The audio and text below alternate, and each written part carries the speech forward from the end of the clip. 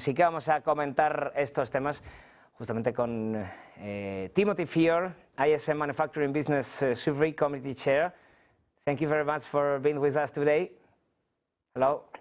Yeah, thanks for having me. Timothy, what are the main conclusions of the February data? Well, on the surface, Pedro, it looks pretty good. 50.9 in January, 50.3 in February. Not that much of a change. I would have expected it to grow a little bit, but it didn't. But if you dig into the detail, the real issue here is the prices index, because it drove the fact that we increased our PMI number. The prices index came in at 62.4, up from 54.9. And the only reason that could be is because of the steel and aluminum tariffs that were announced about a month ago. And then when they were announced, the steel and aluminum markets went up over 20% in the last month since I spoke to listeners. So that caused a lot of other issues. It caused the new order rate to slow because buyers and sellers are arguing about who's going to pay for this, that impact on steel and aluminum. Caused our inventory count to go up because a lot of people pulled forward deliveries, not just in steel and aluminum, but also in other products, primarily out of China, that people know are going to be tariffed.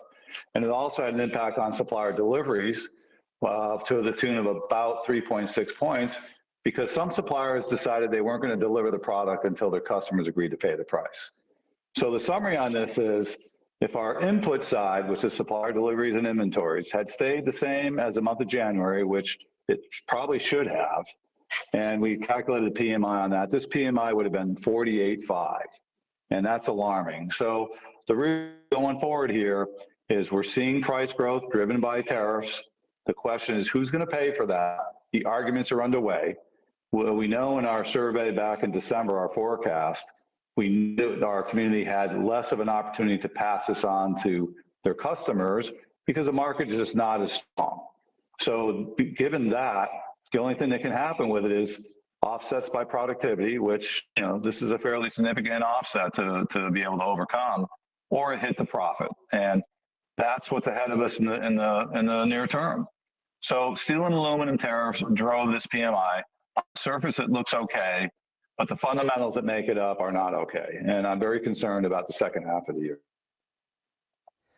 Timothy, how are tariffs in the US are affecting the economy if they have not come into effect yet? Well, because in the commodity market, as soon as you announce that a tariff is going to come into effect, the commodity market rises right to that level right away. We saw the same thing happen 5 or 6 years ago when Trump announced the first tariff. The commodity markets immediately go up to meet that new price, which means that U.S. steel companies can charge additional prices too. That's what happened the last time. So it's immediate. Now, tariffs on everything across the board is a bit different. Reciprocal tariffs will be different, but commodity tariffs, that will happen every time. If you announce there's going to be tariff, the market will immediately go up to that tariff price, and that's exactly what we saw. So it's like oil. If you're going to tariff oil, the price of oil will go up right away, even though the tariff is not in place. People are not going to wait for that to happen because they have inventory, and they're sitting there saying, well, I can either sell it today at a lower price, or I can sell it at a higher price, and I'm going to increase my price because all of my buyers are going to want my material before the tariff comes in place. So it increases the demand on a short-term basis, which drives the price up. And we've seen over 20% growth in spot market Midwest delivery premiums on aluminum, as well as steel, since I spoke to your listeners last month, which is alarming, but not unexpected, not surprising. Thank you very much. Let me just add one more thing. Let me add one more thing on the prices index. We have followed very closely. Our prices index number has been the first price number that comes out in the U.S. economy, well ahead of the CPI, the PPI, anybody else's number. When our number shows a moderate, a very marginal slight growth, a couple of points, what's been happening is the PPI and the CPI, and therefore the PCE, is relatively flat. So we're not going down to meet that 2% target.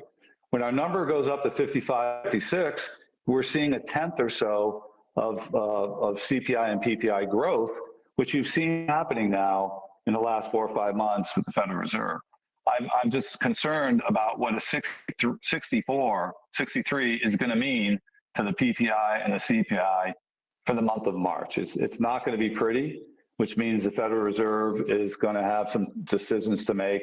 They're probably not going to be able to stay on their same trajectory, which is disappointing. It will disappoint the market, I'm sure.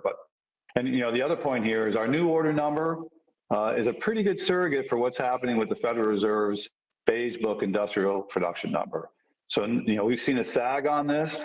So it wouldn't surprise me if we see a sag on the IP numbers that the Fed, relies on quite heavily to make these decisions, along with the CPI and the PPI. So it doesn't really look all that good right now for inflation.